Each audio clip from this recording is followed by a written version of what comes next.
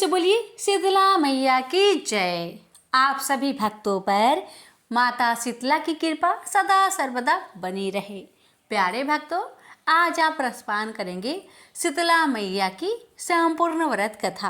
कहते हैं कि शीतला माता जी का व्रत करने और श्रद्धा पूर्वक इनकी कथा को सुनने से माता शीतला उस भक्त की और भक्त की पूरे परिवार की रक्षा करती हैं। और जो भक्त व्रत नहीं भी करते, अगर इस माता की महिमा को सुन ले पर माता की कृपा बनी रहती है। तो आइए अपने और अपने पूरे परिवार की मंगल कामना की प्रार्थना को करते हुए इस पावन कथा का रसपान करते हैं। प्रेम से बोलिए शीतला मैया की जय। जय श्री गणेश। कथा इस प्रकार है। पुराणों के अनुसार शीतलता भगवान ब्रह्मा द्वारा बनाई गई थी। ब्रह्मा ने उन्हें वचन दिया था कि उन्हें पृथ्वी पर देवी के रूप में पूजा जाएगा, लेकिन उन्हें मसूर की दाल अपने साथ रखनी होगी। उत्तर भारत की लोक कथाओं में मसूर की दाल को उड़द का दाल कहा जाता है। फिर उसने एक साथी की मांग की और उसे भगवान शिव की ओर निर्देशित किया गया, जिन्होंने उसे आशीर्वाद दिया और ज्वारा, असुर, बुखार दानव को बनाया। कहा जाता है कि इनका निर्माण भगवान शिव के पसीने से हुआ था। शीतला और ज्वर असुर अन्य देवी देवताओं के साथ देवलोक में ही रह गए और वे जहाँ भी जाते थे दाल को ले जाने के लिए गधे का उपयोग करते थे। लेकिन दाल के बीज एक दिन चेचक के कीटाणु में बदल गए और देवी देवताओं के बीच इस बीमारी को फैलाना शुरू कर दिया। अंततः देवी शीतला से तंग आकर देवताओं ने उन्हें पृथ्वी पर जाकर बसने को कहा, जहां उनकी पूजा की जाएगी। शीतला और ज्वारा असुर पृथ्वी पर आए और रहने के लिए जगह की तलाश करने लगे। वे शिव के परम भक्त राजा विराट के दरबार में गए। वह उसकी पूजा करने और उसे अपने राज्य में स्थान देने के लिए सहमत हो गए, लेकिन उसे शिव को दिया हुआ सम्मान नहीं मिलेगा। क्रोधित शीतला ने अन्य सभी देवताओं पर सर्वोच्चता की मांग की और जब राजा विराट नहीं माने, उसने भूमि पर विभिन्न प्रकार की चेचक फैलाई और अंततः राजा को उसकी इच्छा माननी पड़ी। जल्द ही बीमारी और उसके सभी दुष्प्रभाव चमत्कारी ढंग से ठीक हो गए। प्रेम से बोलिए शीतला माता जी की जय। किसी गांव में एक वृद्ध महिला रहती थी। उसके एक बेटा था। वह बहुत गरीब थी। उसके घर में कई बार खाने को भी कुछ नहीं रहता था। उसकी झोपड़ी भी गांव से दूर अलग बनी हुई थी। वह शीतला माता की भक्त थी तथा शीतला माता का व्रत करती थी। उसके गांव में और कोई भी शीतला माता का पूजा नहीं करता था, लेकिन उस गांव में शीतला माता का मंदिर था। एक दिन उस गांव में किसी कारण से आग लग गई। पूरे गांव में आग लगने के कारण सभी लोग आग से सुलझ जाते हैं। आग लगने से शीतला माता भी जल जाती है। वह जलन और गर्मी से वह परेशान होकर सब घर घर जाती है, पर उनको कहीं भी ठंडक नहीं मिलती, क्योंकि सारा गांव जल रहा होता था। तो माता जी कुम्हार के बाड़े में जाती है, जिससे उन्हें वहां ठंडी मिट्टी मिल सके। लेकिन कुम्हार ने बर्तन पकाने के लिए मिट्टी को आग पर चढ़ा दिया था, तो उन्हें वहां पर भी खूब जलन होती है। इस तरह सब जगह घूमने के बाद भी उन्हें कहीं भी राहत नहीं मिलती। तो वो गांव से दूर वृद्ध महिला के यहाँ पहुँचती है। वहां पर मिट्टी में लौटकर अपने शरीर की जलन को शांत करती है। इसके बाद थोड़ी देर आराम करने के बाद जब थोड़ी जलन कम हो जाती है, तो वह उस महिला से खाने के लिए खाना मांगती है और महिला कहती है, मैं बहुत गरीब हूँ, मैंने कुछ भी खाना खाने को नहीं बनाया।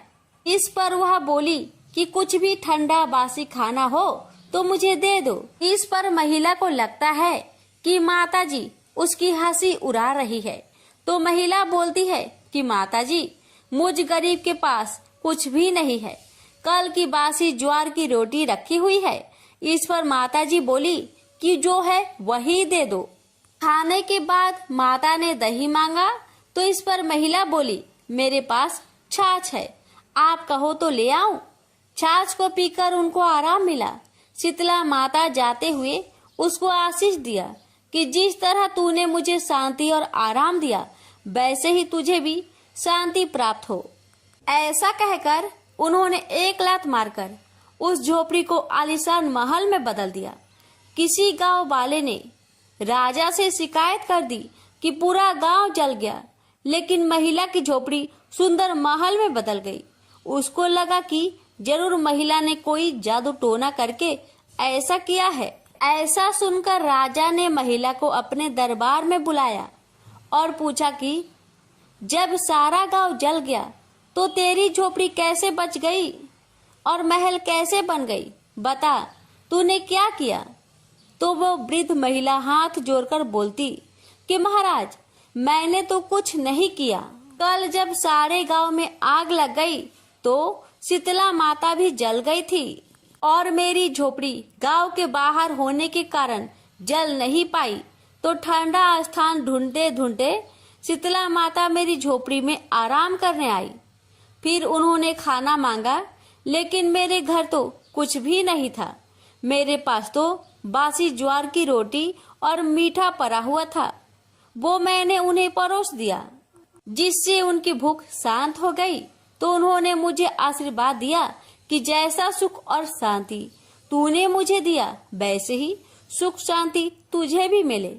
और अंत में जाते जाते उन्होंने मेरी झोपड़ी को महल में बदल दिया। इसलिए यह सब चीजें मुझे शीतला माता की कृपा से मिली हुई है। उसी दिन से राजा ने पूरे गांव में मुनादी करवा दी कि होली के बाद आने वाली सप्तमी को शीतला सप्तमी का व्रत बसोरा के नाम से जाना जाएगा और एक दिन पहले का बना हुआ ठंडा बासी खाना खाएंगे और उस दिन से सब शीतला माता की पूजा करते और बासी खाते हैं। इस कथा को पढ़ने से घर की दरिद्रता का नाश होने के साथ ही सभी मनोकामना पूरी होती है। इस कथा को सप्तमी हो या फिर अष्टमी हो, दोनों दिन श्रवण किया जाता है। प्रेम से बोलिए शीतला माता की जय।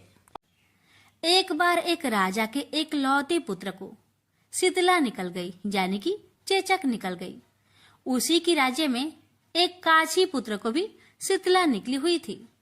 काछी परिवार बहुत गरीब था, पर भगवती का उपासक था। वह धार्मिक दृष्टि से जरूरी समझे जाने वाले सभी नियमों को बीमारी के दौरान भी भली भांति निभाता रहा। घर में साफ सफाई का विशेष ख्याल रखा जाता था। नियम से भगवती की पूजा होती थी। नमक खाने पर पाबंदी थी। सब्जी में ना तो छौंक लगता था और ना कोई वस्तु भुनी तली जाती थी। गर्म वस्तु न वह स्वयं खाता, न शीतला वाले लड़के को देता था। ऐसा करने से उसका पुत्र शीघ्र ही ठीक हो गया। उधर जब राजा के लड़के को शीतला का प्रकोप हुआ, तब से उसने भगवती के मंडप में सतचंडी का पाठ शुरू कर रखा था। रोज हवन व रोज बलिदान होते थे। राज पुरोहित भी सदा भगवती की पूजन में निमग्न रहते थे। राजमहल में रोज कढ़ाई चढ़ती, विविध प्रकार के गर्म स्वादिष्ट भोजन बनते। सब्जी के साथ कई प्रकार के मांस भी पकते थे। इसका परिणाम ये होता कि उन लजीज भोजनों के गंध से राजकुमार का मन मचल उठता। वह भोजन के लिए जिद करता। एक तो राजपुत्र और दूसरे एकलौता। इस कारण उसकी अनुचित जिद भी पूरी कर दी जाती थी। इस पर शीतला माता का कोप घटने के बजाय बढ़ने लगा। शीतला के साथ साथ उसे बड़े बड़े फोड़े भी निकलने लगे, जिनमें खुजली व जलन अधिक होती थी। शीतला की शांति के लिए राजा जितने भी उपाय करता, शीतला का प्रकोप उतना ही बढ़ता जाता, क्योंकि अज्ञानतावश राजा के यहाँ सभी कार्य उल्टे हो रहे थे। इससे राजा और अधिक परेशान हो उठा। उसकी समझ में नहीं आ रहा था कि इतना सब होने के बाद भी शीतला का प्रकोप शांत क्यों नहीं हो रहा है। एक दिन राजा के गुप्तचरों ने उन्हें बताया कि काछी पुत्र को भी शीतला निकली थी, पर वह बिल्कुल ठीक हो गया है। यह जानकर राजा सोच में पड़ गया कि मैं शीतला की इतनी सेवा कर रहा हूँ, जवा अनुष्ठान में कोई भी कमी नहीं रह रहा, पर मेरा पुत्र अधिक रोगी होता जा रहा है, जबकि काछी पुत्र बिना सेवा पूजा के ही ठीक हो गया। इसी सोच में उसे रात भर नींद न आई। श्वेत वस्त्र धारिणी भगवती ने उसे सपने में दर्शन देकर कहा, हे राजन, मैं तुम्हारी सेवा अर्चना से प्रसन्न हूँ, इसलिए आज भी तुम्हारा पुत्र जीवित है। इसके ठीक न होने का कारण यह है कि तुमने शीतला के समय पालन करने योग्य नियमों का उल्लंघन किया है। तुम्हें ऐसी हालत में नमक का प्रयोग बंद करना चाहिए। नमक से रोगी के फोड़ों में खुजली होती है। घर की सब्जियों में छौंक नहीं लगाना चाहिए, क्योंकि इसकी गंध से रोगी का मन वस्तुओं को खाने के लिए ललचाता है। रोगी का किसी के पास आना जाना मना है, क्योंकि यह रोग औरों को भी होने का भय रहता है। अतः इन नियमों का पालन कर तेरा पुत्र अवश्य ठीक हो जाएगा। विधि समझाकर देवी माता अंतर्ध्यान हो गई। अतः से ही राजा ने देवी की आज्ञा अनुसार सभी कार्य की व्यवस्था कर दी। इससे राजकुमार की स्नेह पर अनुकूल प्रभाव पड़ा और वह शीघ्र ही ठीक हो गया। इसी दिन भगवान श्री कृष्ण और माता देवकी का विधिवत पूजन करके मध्यकाल में स्वास्तिक पदार्थों का भोग लगाना चाहिए। ऐसा करने से पुण्य ही नहीं मिलता, बल्कि समस्त दुखों का भी निवारण होता है। तो प्रेम से बोलिए शीतला माता की जय। एक बार शीतला माता ने सोचा कि चलो आज देखूं कि धरती पर मेरी पूजा कौन करता है, कौन मुझे मानता है। यही सोचकर शीतला माता धरती पर राजस्थान के डुगड़ी गांव में आई और देखा कि इस गांव में मेरा मंदिर भी नहीं है, न मेरी पूजा है। माता शीतला गांव की गलियों में घूम रही थी। तभी एक मकान के ऊपर से किसी ने चावल का उबला हुआ पानी यानी मार नीचे फेंका। वह उबला पानी शीतला माता के ऊपर गिरा, जिससे शीतला माता के शरीर में छाले फफोले पड़ गए। शीतला माता के पूरे शरीर में जलन होने लगी। शीतला माता गांव में इधर उधर भाग भाग के चिल्लाने लगी, अरे मैं जल गई, मेरा शरीर तप रहा है, जल रहा है, कोई मेरी मदद करो। लेकिन उस गांव में किसी ने शीतला माता की मदद नहीं की। तभी अपने घर के बाहर एक कुम्हारन महिला बैठी थी। उस कुम्हारन ने देखा कि अरे ये बूढ़ी माई तो बहुत जल गई, इसके पूरे शरीर में तपन है, इसके पूरे शरीर में छाले फफोले पड़ गए हैं, यह तपन सहन नहीं कर पा रही है। तब उस कुम्हारन ने कहा, ए माँ तू यहाँ आकर बैठ जा, मैं तेरे शरीर के ऊपर ठंडा पानी डालती हूँ। कुम्हारन ने उस बूढ़ी माई पर खूब ठंडा पानी डाला और बोली, हे माँ मेरे घर में रात की बनी हुई रावड़ी रखी है, थोड़ा दही भी है। शीतला माता ने ठंडी ज्वार के आटे की रावड़ी और दही खाया, इससे शरीर में ठंडाई मिली। तब उस कुम्हारन ने कहा, आ माँ बैठ जा, तेरे सिर के बाल बिखरे हैं, ला मैं तेरी चोटी गुथ देती हूँ। और कुम्हारन माई की चोटी गुथने हेतु ही बालों में करती रही। अचानक कुम्हारन की नजर उस बूढ़ी माई के सिर के पीछे पड़ी, तो कुम्हारन ने देखा कि एक आंख बालों के अंदर छुपी है। यह देखकर वह कुम्हारन डर के मारे घबराकर भागने लगी। तभी उस बूढ़ी माई ने कहा, रुक जा बेटी, तू डर मत, मैं कोई भूत प्रेत नहीं हूँ, मैं शीतला देवी हूँ। मैं तो इस धरती पर देखने आई थी कि मुझे कौन मानता है, कौन मेरी पूजा करता है। इतना कहा माता 4 भुजा वाली हीरे जवाहरत के आभूषण पहने, सिर पर स्वर्ण मुकुट धारण किए अपने असली रूप में प्रकट हो गई। माता के दर्शन कर कुम्हारन सोचने लगी कि अब मैं गरीब इस माता को कहाँ बैठाऊं। तब माता बोली, हे बेटी तू किस सोच में पड़ गई। तब उस कुम्हारन ने हाथ जोड़कर आंखों में आंसू बहाते हुए कहा, हे माँ मेरे घर में तो चारों तरफ दरिद्रता है, बिखरी हुई है, मैं आपको कहाँ बैठाऊं? मेरे घर में ना तो चौकी है, ना बैठने का आसन। तब शीतला माता प्रसन्न होकर उस कुम्हारन के घर पर खड़ी हुई।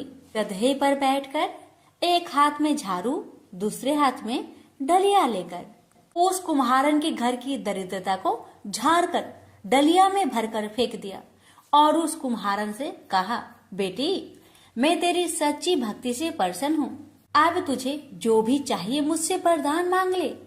तब कुम्हारन ने हाथ जोड़कर कहा, हे माता, मेरी इच्छा है अब आप इसी डुगड़ी गांव में स्थापित होकर यहीं रहो और जिस प्रकार आपने मेरे घर की दरिद्रता को अपनी झाड़ू से साफ कर दूर किया, ऐसे ही आपको जो भी होली की बात की, सप्तमी को भक्ति भाव से पूजा कर आपकी ठंडा जल, दही व बासी ठंडा भोजन चढ़ाए, उसके घर की दरिद्रता को साफ करना और आपकी पूजा करने वाली नारी जाति का अखंड सुहाग रखना, उसकी गोद हमेशा भरी रखना। साथ ही जो पुरुष शीतला सप्तमी को नाई के यहाँ बाल ना कटवाए, धोबी को कपड़े धुलने ना दे और पुरुष भी आप पर ठंडा जल चढ़ाकर, नारियल फूल चढ़ाकर परिवार सहित ठंडा बासी भोजन करे, उसके काम धंधे व्यापार में कभी दरिद्रता न आए। तब माता बोली, तथास्तु। हे बेटी, जो जो तुमने वरदान मांगे मैं सब तुझको देती हूँ। हे बेटी, तुझे आशीर्वाद देती हूँ कि मेरी पूजा का मुख्य अधिकार इस धरती पर सिर्फ कुम्हार जाति का ही होगा। तभी उसी दिन से डुगड़ी गांव में शीतला माता स्थापित हो गई और उस गांव का नाम हो गया सील की डुगड़ी। सील की डुगड़ी भारत का एकमात्र मुख्य मंदिर है। शीतला सप्तमी पर वहाँ बहुत विशाल मेला लगता है। इस कथा को पढ़ने से या श्रवण करने से दरिद्रता का नाश होने के साथ सभी मनोकामनाएं पूरी होती है। जय माँ शीतला सबका कल्याण करे। अब आइए प्यारे भक्तों, हम सुनते हैं माता दुर्गा की कथा। माता की कृपा पाने के लिए कथा को अवश्य सुनिएगा। प्रेम से बोलिए दुर्गा माता की जय। प्राचीन काल में धरती पर दुर्गम नाम का एक दैत्य निवास करता था। वह बड़ा दुर्दांत और अत्याचारी था। बल भी उसके शरीर में अपरिमित था। वह जब जोर से हंसता था तो उसके मुख से अग्नि की चिंगारियां निकलती थी। दुर्गम ऋषि मुनियों और संतों पर अपना अधिकार स्थापित करना चाहता था। उन्हें अपने संकेत पर चलाना चाहता था, पर प्रयत्न करने पर भी उसकी यह इच्छा पूरी नहीं हो पाती थी। कारण ये था कि ऋषि मुनियों के पास वेदों का ज्ञान था, सिद्धियां थी। दुर्गम जब भी आक्रमण करता था वह उनकी सिद्धियों और शक्तियों से पराजित हो जाता था। उसने सोचा कि जब तक ऋषियों मुनियों के पास वेद रहेंगे वह उन पर आधिपत्य स्थापित नहीं कर सकेगा। किसी प्रकार उनसे वेद छीन लेने चाहिए। यह सोचकर वह वेद प्राप्त करने के लिए ब्रह्मा जी की तपस्या करने लगा। उसे तप करते करते 100 वर्ष बीत गए। उसकी कठिन तपस्या को देखकर ऋषि मुनि भयभीत हो उठे। वेदों के पंडित कांपने लगे। उन्होंने एक साथ मिलकर दुर्गम के तप को भंग करने का बड़ा प्रयत्न किया, पर दुर्गम हिमालय की तरह अपने स्थान पर अडिग बना रहा। दुर्गम ने अविचलित रूप से 1000 वर्षों तक तप किया। आखिर ब्रह्मा जी का आसन हिला। उन्होंने प्रकट होकर दुर्गम से कहा, वत्स, मैं तुम्हारी तपस्या से प्रसन्न हूँ, बोलो तुम्हें क्या चाहिए। दुर्गम ने ब्रह्मा जी को प्रणाम करते हुए कहा, भगवान, यदि आप मेरी तपस्या से प्रसन्न हैं तो मुझे वेद चाहिए। ब्रह्मा जी वरदान देकर चले गए। वेद दुर्गम के पास आ गए। ऋषि मुनि वेद ज्ञान से वंचित हो गए। उनकी सिद्धियां और शक्तियां लुप्त हो गई। यज्ञ बंद हो गए। यज्ञों में दी जाने वाली हवैया भी बंद हो गई। हवैयों से परिपुष्ट होने वाले देवता निर्बल हो गए। दुर्गम ने देवलोक पर आक्रमण करके सहज ही उसे अपने अधिकार में ले लिया। देवता देवलोक छोड़कर भाग गए। उधर धरती पर पानी न बरसने के कारण अकाल पड़ गया। मनुष्य, पशु, पंछी सभी जल और अन्न के अभाव में भूखे मरने लगे।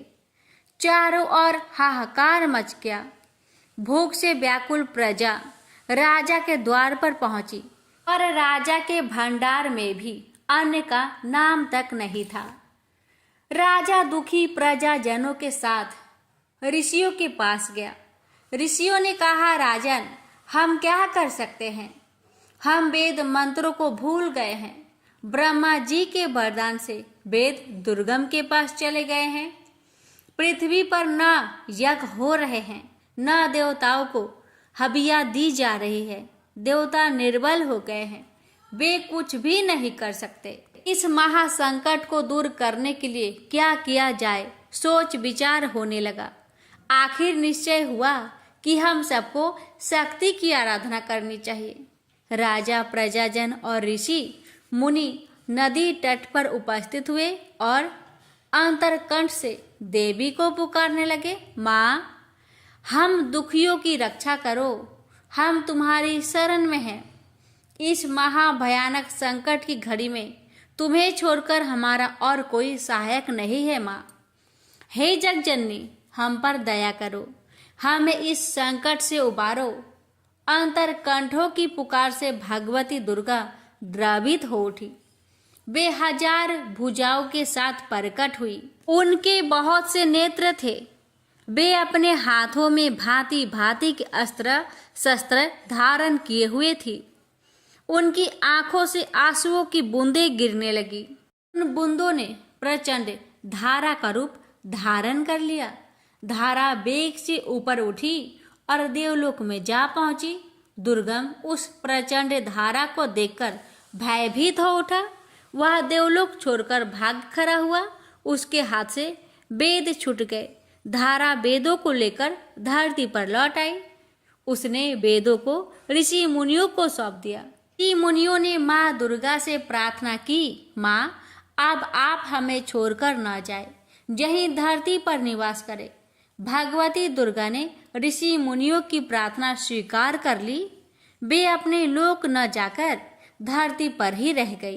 कहते हैं, हारपुर की शाकंभरी देवी वही देवी है जिनके आंसुओं की प्रचंड धारा में दुर्गम सदा सदा के लिए लुप्त हो गया था और जिन्होंने उससे वेद छीनकर पुनः ऋषियों को सौंप दिए थे। प्रेम से बोलिए दुर्गा माता की जय। दर्शान एक बहुत ही सुंदर और वैभवपूर्ण राज्य था। वहाँ की धरती सोना उगलती थी। राज्य भर में दूध की नदियां बहती थी। कोई दुखी नहीं था। चारों ओर सुख का बसंत छाया हुआ था। राज्य के सभी लोग धर्म में और ईश्वर में बड़ी आस्था रखते थे। दर्शन राज चारू वर्मा भी बड़ा न्यायी था। प्रजा का पालन पुत्र के समान करता था। कोई किसी को न तो दुख दे सकता था न हानि पहुंचा सकता था। चारू वर्मा का न्याय दंड सबके मस्तक पर घूमता रहता था। राजा को किसी प्रकार का कोई दुख नहीं था, किंतु फिर भी वह बराबर चिंतित रहता था। उसके कोई संतान नहीं थी। उसकी राज महिषी के हृदय में भी सदैव चिंता और दुख की लहरें उठा करती थी। राजा और रानी ने संतान पाने के लिए देवी देवताओं का पूजा आराधना की। साधु महात्माओं के द्वार खटखटाए, किंतु कामना के वृक्ष में फल नहीं लगे। ज्यों ज्यों दिन बीतते गए, चिंता भी बढ़ने लगी। चारू वर्मा के पुरोहित का नाम था मधुचंद। मधुचंद बड़े त्यागी थे। वे बस्ती के बाहर कुटिया बनाकर रहते थे। थोड़ी सी भूमि थी, उसी में वे अन्न उपजाते थे और जो कुछ पैदा होता था उसी से अपना जीवन निर्वाह करते थे। राजपुरोहित चारू वर्मा के दुख से अवगत थे। वे जानते थे कि राजा और रानी दोनों को संतानहीनता की चिंता निरंतर दुख पहुंचाया करती है, पर उन्हें दृढ़ विश्वास था एक दिन ऐसा आएगा जब राजा की चिंता दूर हो जाएगी और उन्हें संतान की प्राप्ति होगी। संध्या का समय था। राजा और रानी दोनों घूमने के लिए बाहर निकले। दोनों घूमते घूमते राज पुरोहित की कुटिया के द्वार पर जा पहुंचे। राज पुरोहित ने उठकर स्वागत किया और बैठने के लिए आसन प्रदान किया। राज पुरोहित के समक्ष आसन पर बैठते ही रानी की आंखें आंसुओं से भर गई। आंसुओं की बूंदें कपोले से होती हुई नीचे गिरने लगी। राज पुरोहित ने रानी की ओर देखते हुए प्रश्न किया, क्या बात है महारानी, आपके नेत्र से अश्रु बूंदें क्यों गिर रही है? रानी ने भरे हुए कंठ से कहा, राज पुरोहित जी, आप तो सब कुछ जानते हैं। रानी की बात सुनकर राज पुरोहित विचारों के सागर में डूब गए। ये कुछ क्षणों तक सोचते रहे, फिर बोले, महारानी आप चिंता ना करें, आप भगवती दुर्गा की आराधना करें। माँ दुर्गा की कृपा से आपकी सोनी गोद अवश्य किलकारियों से भर उठेगी।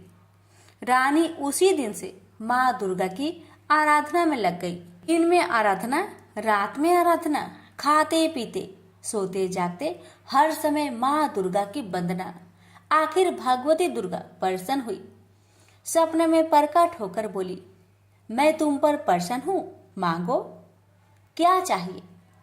रानी ने सजल नयन से उत्तर दिया, माँ मेरी गोद सुनी है, मुझ पर कृपा करो। भगवती दुर्गा का हृदय दया से उमड़ उठा। उन्होंने रानी के मस्तक पर हाथ रखते हुए कहा, पुत्री तुम्हारी कामना अवश्य पूरी होगी। माँ दुर्गा के आशीर्वाद से रानी की कोख से एक पुत्री ने जन्म लिया। जिस प्रकार बसंत के आगमन से उजड़ी हुई वाटिका खिलखिला उठती है, बालिका के जन्म से रानी और राजा के जीवन में नई बहार आ गई। राजा ने अपनी पुत्री का नाम सुमना रखा। सुमना केवल सुमना ही नहीं थी, रूप और सुंदरता की लड़ी भी थी। जो भी देखता उसकी आंखें उसके रूप में अटक जाती। सुमना धीरे धीरे वय की सीढ़ियां लांघने लगी। वह विवाह के योग हुई। उसके रूप और सौंदर्य की मधु गंध चारों ओर छिटक पड़ी। देश विदेश के राजकुमार उसे पाने के लिए ललचा उठे। वर्मा ने सुमना के विवाह का स्वयंवर रचा। देश विदेश के राजकुमार स्वयंवर में आए। सबने मन में सुमना को पाने की अभिलाषा ज्वार की तरह उठ रही थी। सुमना हाथ में बरमाला लिए स्वयंवर मंडप में घूमने लगी। उस्मान ने सोचा कि सुमना उसी के गले में बरमाला डालेगी। महानाद ने भी सोचा कि सुमना उसी को स्वीकार करेगी, पर सुमना ने न तो बसपुमान के गले में बरमाला डाली, न उसने महानाद को ही स्वीकार किया। वह वैवस्वत मनु के पोते दम कुमार को देखकर मुस्कुराई। देखते ही देखते उसके गले में बरमाला डाल दी। दम कुमार बारात लेने अपने राज्य में चला गया, पर उसके आने से पूर्व ही बसपुमान और महानाद ने सुमना का अपहरण कर लिया। वे उसे एक वन में ले गए और कड़े पहरे में रखकर उसे अपनी पत्नी बनाने के लिए विवश करने लगे। उधर जब दम कुमार बारात लेकर आया तो सुमना के अपहरण के बारे में मालूम हुआ कि भुजाएं भड़क उठी। घोड़े पर सवार हो वह सुमना की खोज में निकल पड़ा। वह घोड़े को बेग से दौड़ाता हुआ वन में उस जगह जा पहुंचा जहां सुमना कड़े पहरे में रखी हुई थी। दम कुमार हाथ में खड़क लेकर बसपुमान और महानाद पर टूट पड़ा। भयंकर युद्ध होने लगा। दम कुमार अकेला था, उधर वपुष्मान और महानाद के साथ थे। उनके कई साथी दम कुमार धीरे धीरे थकने लगे। ऐसा लगा जैसे वह रण के मैदान में गिर पड़ेगा। व्याकुल हो उठी। उसने सजल आंखों से भगवती दुर्गा का स्मरण किया। माँ मेरे सौभाग्य की रक्षा करो। माँ दुर्गा की कृपा से दम कुमार की थकी हुई भुजाओं में नया जोश लहर उठा। वह काल की तरह प्रचंड बनकर शत्रु पर टूट पड़ा। देखते ही देखते उसने सबको मौत के घाट उतार दिया। इस समय चारू वर्मा भी अपने सैनिकों के साथ वहां आ पहुंचा। उसने दम कुमार की पीठ थपथपाते हुए कहा, मुझे तुम पर गर्व है। सुमना ने तुम्हारा ठीक ही वरण किया है। माँ दुर्गा की कृपा से चारू वर्मा ने बड़ी धूमधाम के साथ सुमना का विवाह दम कुमार के साथ कर दिया। फिर दोनों का जीवन उसी प्रकार व्यतीत हुआ जिस प्रकार बसंत के दिनों में वृक्षों की डालियां विकसित होती है। प्रेम से बोलिए भगवती दुर्गा की जय। अब रसपान करें सभी व्रत में सुनी जाने वाली गणेश जी की कथा और अंत में सुनेंगे शीतला मैया की आरती। एक बार एक नगर में एक मालिन रहती थी। उसके पति चल बसे थे। उसका एक 4 साल का पुत्र था। उसकी सास कठोर हृदय की स्त्री थी। वह बहू को बहुत तकलीफ देती थी। एक दिन सास ने बहू और पोते को घर से निकाल दिया। वे दोनों रोते हुए चलते चलते एक जंगल में जा पहुंचे। वहां एक बड़े पेड़ के नीचे बैठ गए। वहां से थोड़ी दूर पर एक गणेश जी का मंदिर था। वहां बहुत लोग गणेश जी के दर्शन करने आते थे। दर्शन करके गणेश जी को प्रसाद चढ़ाते, फिर वह प्रसाद सबको बांट देते थे। इस प्रसाद से माँ बेटे का गुजारा होने लगा। दोनों गणेश जी की पूजा पाठ में लग गए। एक दिन उन्होंने सोचा क्यों ना हम भी जंगल से फूल लाकर बेचें। वे रोज जंगल से फूल लाकर उसकी माला बनाकर बेचने लगे। साथ में पूजा की सामग्री और प्रसाद भी बेचने लगे। इससे उनको आमदनी होने लगी। गणेश जी की कृपा से आमदनी बढ़ने लगी। जल्दी ही उन्होंने एक मकान और एक दुकान बना लिया। एक राजा की लड़की मंदिर में रोज पूजा करने आती थी। मालिन के बेटे को देखकर राजकुमारी उस पर मोहित हो गई और उससे विवाह करने की सोचने लगी। उसने अपनी भाभी से अपने मन की बात कही। भाभी अनुभवी थी। उसने कहा, ये तो मालिन का बेटा है और तुम एक राजा की बेटी हो। यदि तुमने उससे विवाह किया तो तुम्हारी बहुत बेइज्जती होगी। पर राजकुमारी अपनी बात पर अड़ी रही। उसने कहा, मैंने तो प्रतिज्ञा कर ली है कि उसी से विवाह करूंगी। भाभी ने घर जाकर सारी बात राजा को बता दी। राजा ने मना नहीं किया और विवाह के लिए तैयार हो गए। उन्होंने बड़े धूमधाम से बेटी का विवाह मालिन के बेटे के साथ कर दिया। मालिन ने सबसे पहले बेटे बहू को गणेश जी की मंदिर में ले जाकर पूजा पाठ करवाया और गणेश जी का आशीर्वाद दिलवाया। इसके बाद पूरे नगर में यह बात फैल गई कि गणेश जी की पूजा करने से सब दुख कष्ट दूर हो जाते हैं। यह बात सुनते ही नगर के सभी लोग मंदिर आने लगे। मालिन और उसके बेटे की बिक्री और बढ़ गई। उधर उसकी सास के बुरे दिन आ गए। अन्नदाता उससे रूठ गई और वह भूखे मरने लगी। एक दिन वह रोती धोती उसी गणेश जी के मंदिर में आ पहुंची। वह मालिन के बेटे से बोली, मैं भूखी हूँ, मुझे रोटी कपड़ा दे देना, इसके बदले मैं तुम्हारे सारे काम कर दूंगी। लड़के को दया आ गई और उसे काम पर रख लिया। उसने अपनी दादी को नहीं पहचाना। जब मालिन घर आई तो उसने सास को पहचान लिया। वह सास से बोली, सासू जी आप यहाँ कैसे? सास ने पोते की तरफ इशारा करके कहा, मेरी इस सेठ के यहाँ नौकरी लग गई है। बहू बोली, यह आपका पोता है और यह घर भी आपका ही है, यह दुकान भी आपका ही है। जब आपने हमें घर से निकाला तब गणेश जी ने हमारी रक्षा की। बहू की बात सुनकर सास बोली, मेरी करनी मैंने भोग ली। बहू बोली, सासू जी अब आप हमारे यहाँ रहो और पोते का सुख देखो। हे गणेश जी महाराज, जैसा सुख आपने मालिन को दिया वैसा ही सुख सबको देना। प्रेम से बोलिए गणेश भगवान की जय। सुनिए श्री शीतला माता जी की आरती। ओम जय शीतला माता, मैया जय शीतला माता, आदि ज्योति महारानी सब फल की दाता। ओम जय शीतला माता। रतन सिंहासन शोभिति श्वेत छत्र भ्राता। रिद्धि सिद्धि चवर डुलावे जगमग छवि छाता। ओम जय शीतला माता। विष्णु शिव ठाढ़े सेविषि विधाता। वेद पुराण बरनति पार नहीं पाता। ओम जय शीतला माता। मैया जय शीतला माता। इंद्र मृदंग बजावते चंद्र बिना हाथा।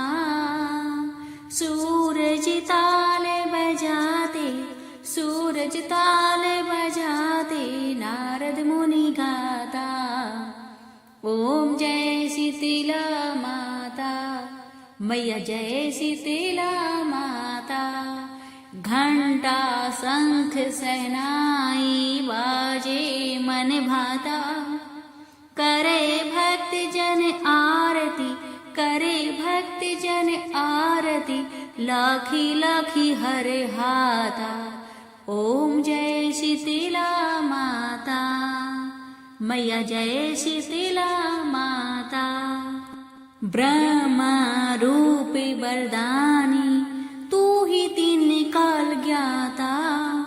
भक्तन को सुख देनो मातु पिता भ्राता। जय शीतला माता। मैया जय शीतला माता। जो भी ध्यान लगावे प्रेमी भक्ति लाता। सकल मनोरथ पावे भवनिधि तर जाता। ओम जय शीतला माता। मैया जय शीतला माता। रोग से जो पीड़ित कोई शरण तेरी आता। कोढ़ी पावे निर्मल काया अंध नेत्र पाता। ओम जय शीतला माता। बाझे पुत्र को पावे दरिद्र कट जाता। ताको भजे जो नाही सिर धूनी पछताता। ओम जय शीतला माता। शीतल करने जननी तू ही है जगे त्राता। उत्पत्ति व्याधि विनाशति तू सबकी घाता। ओम जय शीतला माता। दास विचित्र कर जोरे सुन मेरी माता। हो दास विचित्र कर जोरे सुन मेरी माता। भक्ति आपने दीजिए और न कुछ भाता। ओम जय शीतला माता। मैया जय शीतला माता। प्रेम से बोलिए शीतला मैया की जय। माता रानी आपकी हमारी सभी की रक्षा करे।